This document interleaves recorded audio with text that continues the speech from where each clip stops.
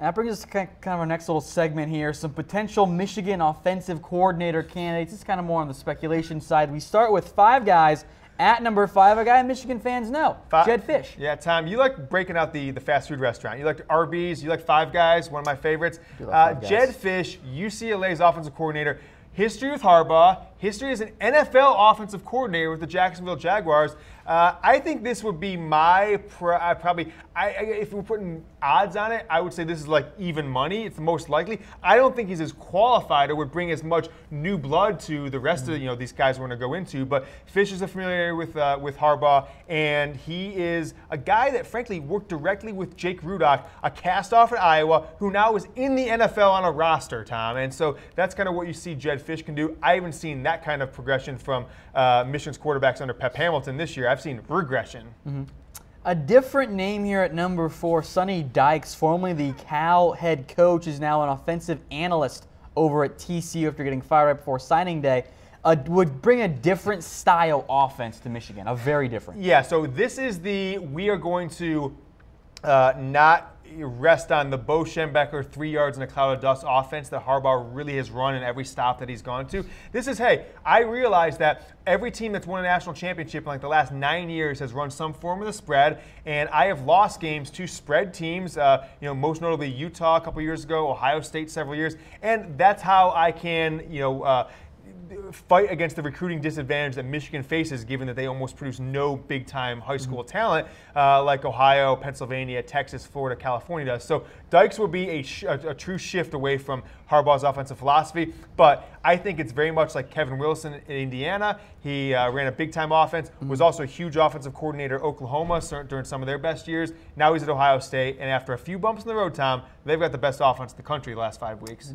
All right, I'll head now to number 3, another similar vein, a spread-style coach in Mike Yurcich, who is now at Oklahoma State. He's had a very interesting path. He jumped to Oklahoma State from being the OC at Shippensburg, a tiny school in Pennsylvania. Clearly, Mike Gundy knew what he was doing because he nailed this hire. Well, Mike Gundy's an offensive coach in his own right, so I'm always nervous about these guys. Like Kirby Smart, I wasn't sure if he was going to flourish at Georgia because is it because he works under Nick Saban as a defensive guy? It's kind of like in the NFL. Yeah. Any offensive coordinator from the Patriots, they're working with Tom Brady. Do they really? Is it them or is it Brady? Of course. So I'd be a little nervous about this one, but he runs closer to what Michigan runs than certainly what Sonny Dykes has. It's an air raid style offense, but they still put the ball on the ground plenty. They still have under center here a little bit. So I like this one. I think this is one that Michigan would potentially consider.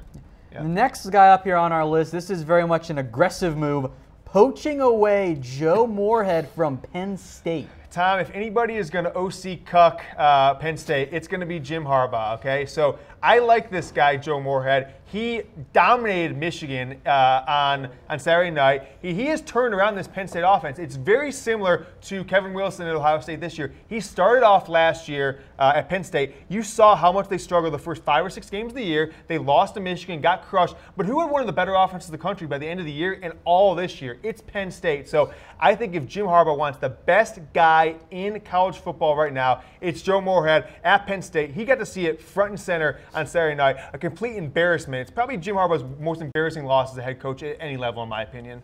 All right.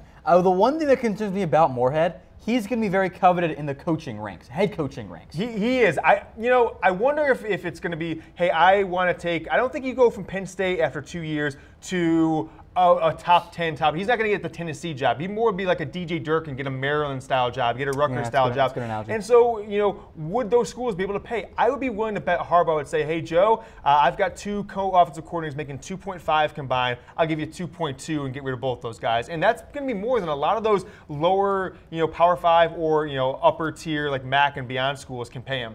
We'll get to the number one here in a second. But on Joe Moorhead, one more thought that I want to get you here, James.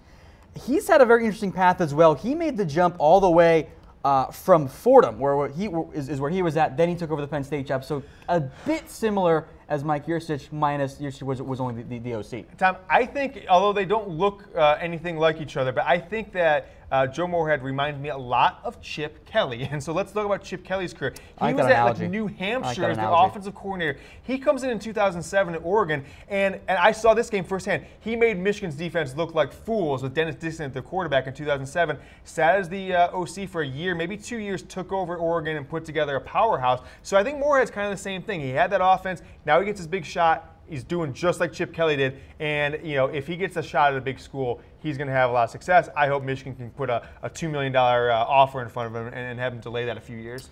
Well, we mentioned Kevin Wilson earlier on getting the fired head coach. This is in the same vein. How about a guy like Kevin Sumlin when A&M fires him? Because that's going to happen. Yeah, I mean, we looked at the nature of the Aggies. Fall apart in November. We looked at the schedule, Tom. They've got 5 games left. 4 of them are very losable versus the Mississippi schools, versus LSU, versus Auburn. So if he goes 2-3 down the stretch, Tom, he's gone. I think that's a fact, F-A-C-K. And if that happens, someone's available. I don't think he has the shine is off him a little bit, so he's not going to get any sniffs in the NFL. He's not going to get sniffs from school like UCLA or Nebraska or Tennessee that are looking for jobs. So would he see this as what maybe even the defensive coordinator at Ohio State, Greg Schiano, sees is, hey, I'm going to go work with a guy who's perceived to be the best of the best, a guy who has connections everywhere, NFL, college, like Jim Harbaugh, invigorate my image, and then get another big job 2-3 years from now. So I would love to see Sumlin at Michigan. I think he could fit with Harbaugh. I think they've got similar kind of in-your-face quarterback guru style of just way they coach. And beyond that, Tom, whether these guys have stuck around or not, nobody recruits quarterbacks better than Kevin Sumlin. I mean, the talent they've had come and go from they've had like 4 5-star, 3 5-stars transfer out of there, right? Which is a problem in and of itself. Which is a problem in itself, but like we've got their guys going to Oklahoma winning, backing up winning games, or at TCU, I'm sorry, they've got a quarterback at. And so Kevin Sumlin can recruit quarterbacks, and he's just been a phenomenal recruiter, outside of quarterback. So I would love to see Sumlin. He would bring some instant buzz to Michigan, very similar to like Lane Kiffin at Alabama. And I know that Kevin Sumlin is often tied to Texas because he coached at A&M and he coached at Houston.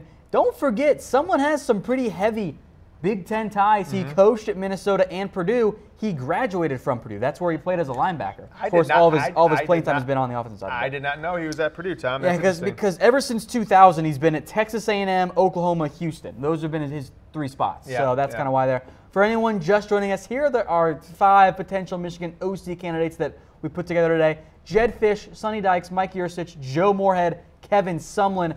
A weigh-in here for you guys as well, namely, who do you want to be Michigan's OC next year? Do you want someone, and if we didn't mention someone, feel free to throw it out in the comments. Yeah, I mean, Tom, for me, it's just at this point, we're 3 years in. They either have woefully whiffed on transfers and recruits, or they just can't coach. Either way, it's not acceptable to me. Jim Harbaugh has got to make a change, whether it's push those guys out to greener pastures, different jobs, or straight up firing him. I think his whole offensive staff needs a kind of a flip on its head. Maybe Jay sticks around and he goes back to tight ends coach, special teams coordinator potentially, but they need some new blood in there. So I would like to see either Sumlin or Moorhead. If Penn State beats Ohio State this week, I think Moorhead jumps ahead of Sumlin in my book. If not, then he's not. He can't turn water into wine or anything. So I think Sumlin is the no-brainer because of the intangibles of proven recruiter, and he's just a proven name in college football that people know. I think it'd be very similar to Lane Kiffin at Alabama. We saw the success they had for 3 seasons.